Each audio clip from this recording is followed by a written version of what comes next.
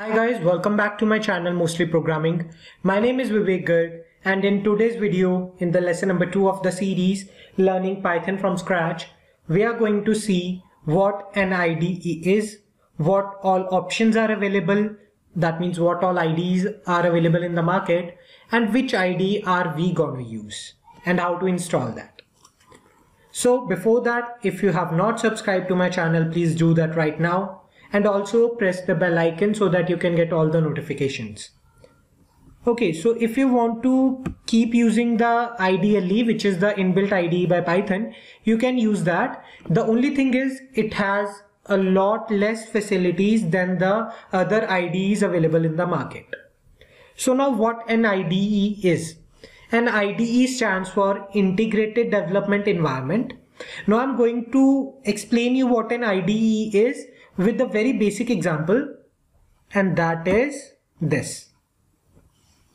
See, this is the paint which we have been using since our childhood. So we get all the tools that we need for painting right here only, right? If I need a shape, I can draw it like that. If I need to color it, if I need to change the color of it, if I need to fill a color, I need this here as well, right? I get everything here. All the tools, brushes, eraser, pencil, text, right? I get everything here in the paint itself. That means all the tools that I need for painting are integrated in a single environment. This is the paint, and all the components, all the colors, brushes, pencil, eraser, a dropper, a color filler, shapes, and whatever I need for painting is available in this particular environment. That means this is an IDE for me. Not the exact definition, but yeah, you can consider it as an example. So all the tools that we need for painting are available in this particular environment. So that means we can call it an integrated development environment, where all the tools that are required for the development of, instead of development, we will be using painting here. So integrated painting environment, where all the tools needed for painting are available to us. Right. Similarly, an IDE can be understood as an environment where all the tools required for development of a software using any language. If we are using particularly for Python, then all the tools required for developing a software using Python is an integrated development environment. Yeah. So here we have some of the best IDEs available. Eclipse is there, Microsoft Visual Studio is there, NetBeans is there, PyCharm is there. This is specifically for Python.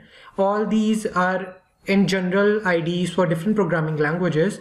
PyCharm is by JetBrains. Atom is there. This is by Microsoft only. It was actually initially developed by GitHub, but then Microsoft took over. IntelliJ IDEA is there. This is also by JetBrains. IDLE is there. CodeBlocks is there. Xcode is there. There are so many different IDEs available in the market, but we are going to use PyCharm. It is only for Python. That means the facilities that it provides are a lot more and only Python specific. Also, it is available for free as well. It has a paid version, but the community version is free. So we are going to use PyCharm in this course. So let us see how to install PyCharm. So what we have to do is simply type PyCharm on the Google, and it will lead you to the jetbrains.com, the official site from where you can download the PyCharm. So now we are being redirected to the download page. So here what you have to do is close all these windows, dialogs box appearing. So just you have to click on the download button right here. Click on that. It will redirect you to the actual download page. So we are being redirected now. So from here you can download the community version or the professional version for your Windows, Mac or Linux. The professional version will cost you for the license, obviously. So you can download the community version, that is absolutely free. So now the file is being downloaded. Let it download and then I will resume the video. Okay, so now the file is downloaded. We have to just open the file now.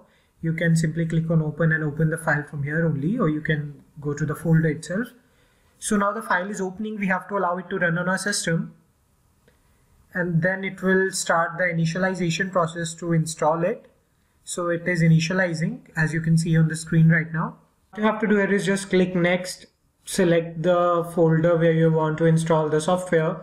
So simply I'm keeping it to default. Then here you have to select all these three options that I have selected. Here you have to let it be JetBrains only. Now the software is installing. After successful installation, select manual reboot, not now. So here on the desktop an icon is created, just double click on that. PyCharm will open now. So what you have to do is you have to do not import settings. You have to click on not import settings. Now you have to select the theme that you want. I am sticking to the Dracula theme here, the dark theme, and skipping all the remaining steps. Now here in the configure tab, you will find an option plugins. If you want to add any plugin, you can add the plugin, but for now we don't need any plugin, so we are just skipping this step for now and clicking on create new project. So here we will write the name of the project that we want to create. For example, I'm going to write here Python from scratch. Let the project name be Python from scratch. Then here you don't have to touch anything else, simply click on create. And after this, it will load all the components and necessary file that it needs. Here it is showing you a tip. You can simply close the tip. So all the components are being loaded now. Okay, so now what we have to do is click on file, and in the file we have to go to new, and there we have to select a Python file.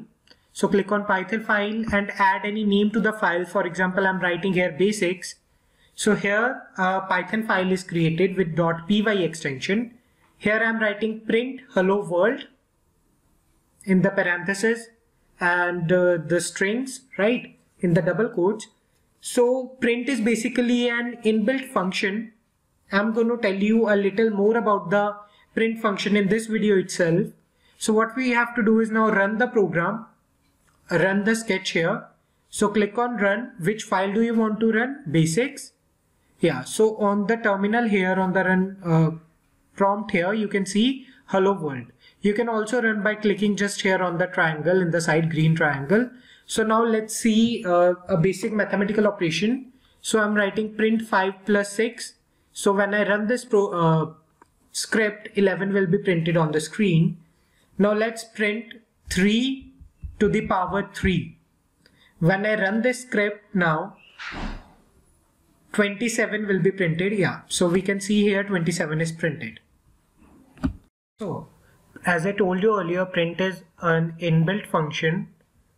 So we can even print strings as we did with the hello world.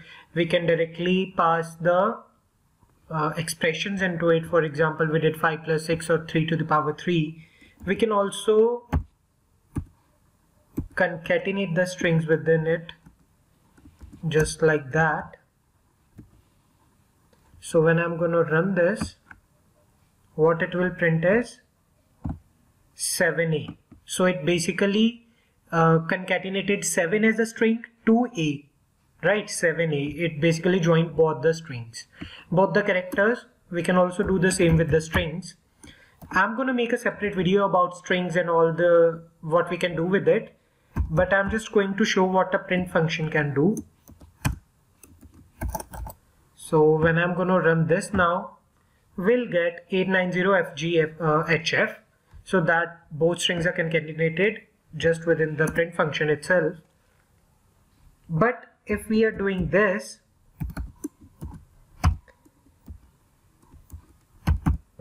what is going to happen? The first 4 statements are going to be printed, but here there will be an error, which is the type error, because we can't concatenate an integer with the string. We are going to see this in the detail later, but I just wanted to give you a brief about what print function can do, what it cannot do. So if you want to read more about print function, just type help and in the parentheses write print and run it. So okay, I will have to remove this. Yeah, so just run it. So here you will get all the documentation for print and you can read it. that what can we do with print and what we cannot do with print. So if you like the video, please give it a thumbs up. Also share with your friends. If you have any queries, feel free to ask me in the comment section below, or you can even DM me on my social media accounts. The link to my Instagram, Twitter, Facebook and LinkedIn will be in the description box below.